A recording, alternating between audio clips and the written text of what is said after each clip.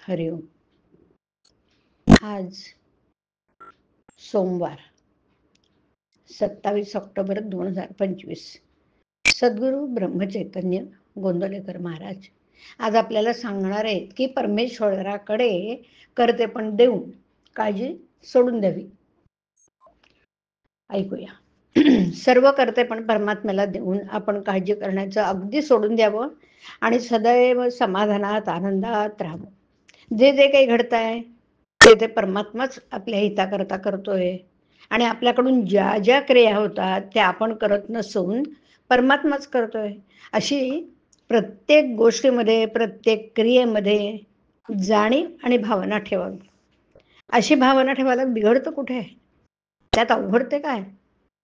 प्रयत्न अवश्य करावा आणि तो कसून करावा, पण तो परमात्माच सर्व करीत असून त्यात येणारे यश अपयश हे सर्व आपल्या हितासाठीच आहे अशी ठाम भावना ठेवली पाहिजे. आणि अशी ठाम भावना ठेवल्यावर काळजीला जागाच कुठे राहिली. आणि एकदा काळजी गेली म्हणजे आपला आनंद हा स्वयंसिद्ध आहेच आहे, तो काही दुसऱ्या कुठून मिळवायचा नाही. आनंदाला ही काळजी झाकाळून टाकते.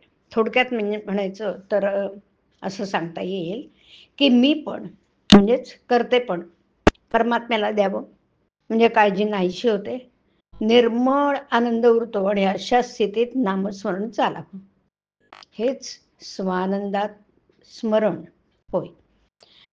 आपलं कर्तेपण अपुरं आहे, ते आपल्या स्वाधीन नसून परमात्म्याच्या स्वाधीन आहे. म्हणून सुखदुःखाची बाधा आपल्याला न होता ते परमात्म्याला झाली पाहिजे.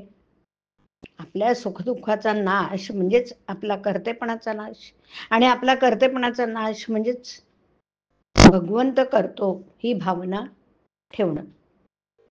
आपलं होतं असं पहा, कर्माच्या सुरुवातीला काळजी लागते. ते कर्म करीत असताना काय होत आहे कुणास ठाऊक, म्हणून काळजी लागते. कर्म झाल्यावर शेवटी अरे हेच का फळ मिळालं म्हणून काळजी लागते.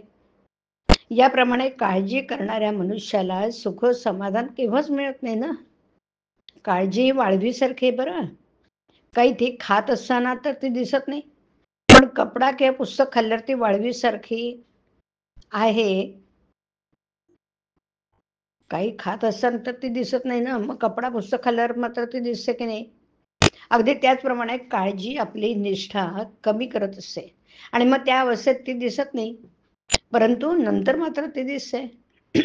काळजी सोडायची म्हटली तर आजच सुटेल, नाहीतर ती केव्हाच सुटणार नाही बघा.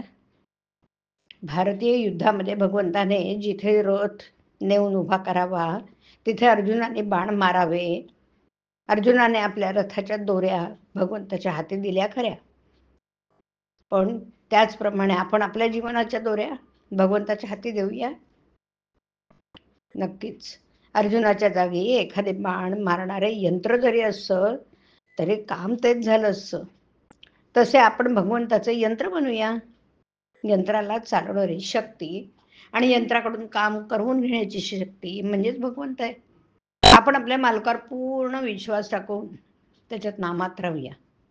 आपला देह प्रारब्धावर टाकून साधकाने मजेत त्याच्या सुखदुःखाकडे पाहावे. हरिओम. हरिओम तत्सत. हरिओम.